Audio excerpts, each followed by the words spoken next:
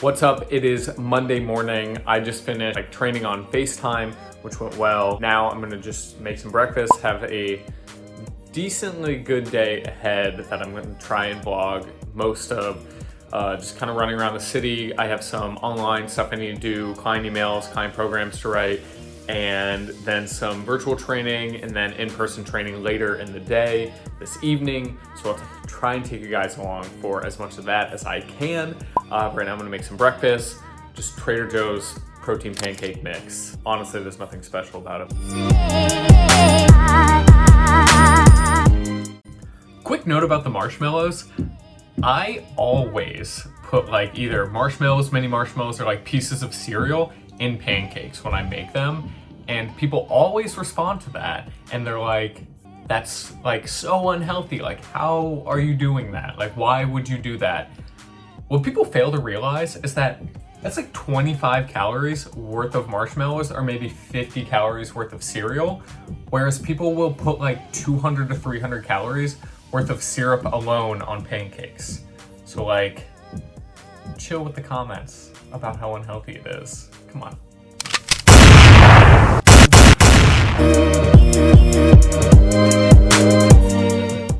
Going to the gym right now, get a workout in. See you there.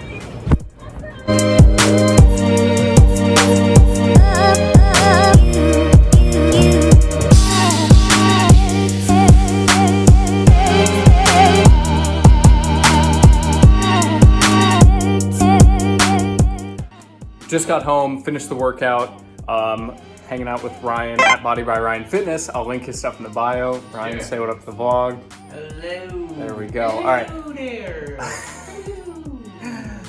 I'll link this stuff below. Have some computer work. We're gonna do client programs, virtual training later via FaceTime, and then some in-person training later on tonight. I may or may not film that, but yeah, just gonna crush some work. Leaving Chelsea, just finished doing some in-person training tonight, going home. My clients are amazing. They got me a donut. I'll throw that in here so you can see it. But they're the best. Gonna go home, eat some dinner, and that'll be that.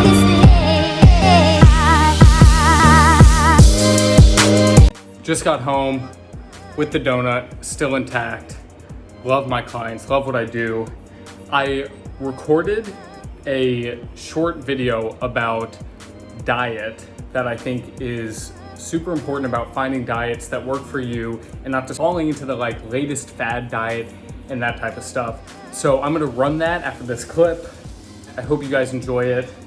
I'm gonna enjoy this donut.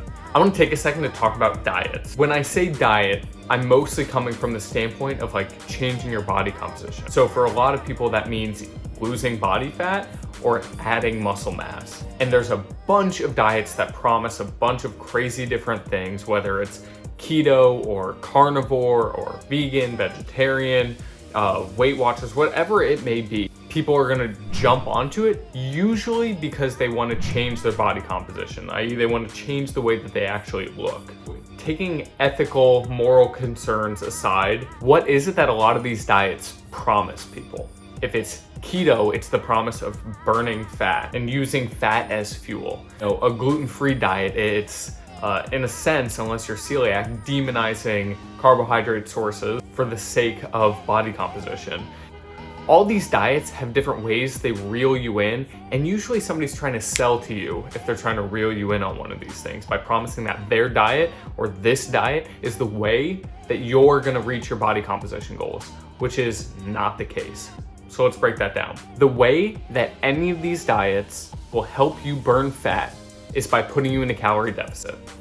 If you're doing a keto diet or any other low or no carbohydrate diet, the reason that people lose fat on those diets is because they cut out excess calories from carbohydrate sources into their bodies. If somebody stops eating pasta because their new diet tells them they can't have it, and they start losing weight on that diet, it's not because the pasta was making them fat. It's not like pasta has this agenda in the human body to just like make people obese. That's not the case.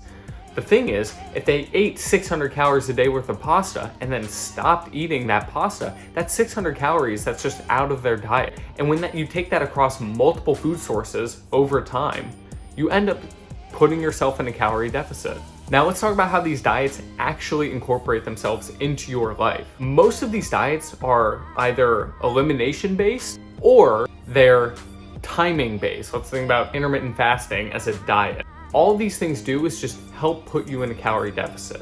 I'm saying that word a lot because it's the single driver of fat loss. If you're approaching these diets for the sake of fat loss or muscle building, and you're not approaching it with the mindset that this diet isn't anything special, then you're setting yourself up for long-term failure. Understanding the why behind the success people may or may not find on these diets is imperative to your long-term success with any diet. So let's talk about long-term success with a diet. A lot of people sell you on diets telling you that if you go keto for 6 weeks, you'll lose X amount of weight.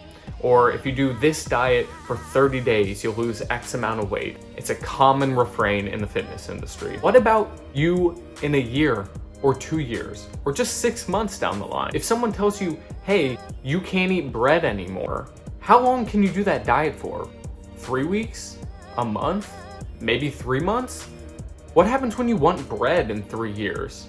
You're setting yourself up for long-term failure and short-term success. Approach your diet and your fitness protocol with the idea of long-term success. If these diets don't fit into your life easily in the short term, they're not gonna fit into your life in the long term. So if your diet has you avoiding meals, skipping events where there might be food, stressing over what you're gonna eat on a holiday or during a vacation, then your diet is owning you. It's not helping you. Muscle gain, fat loss, getting fit, getting toned, getting lean, these are things that are supposed to make your life better, not control your life. The next time someone tries to sell you on some 30-day diet or some elimination diet or some crazy drastic cleanse or anything like that, take a step back and ask yourself, is this diet gonna fit into my life in the long term? And if the answer is no, then why would you waste your time in the short term doing it?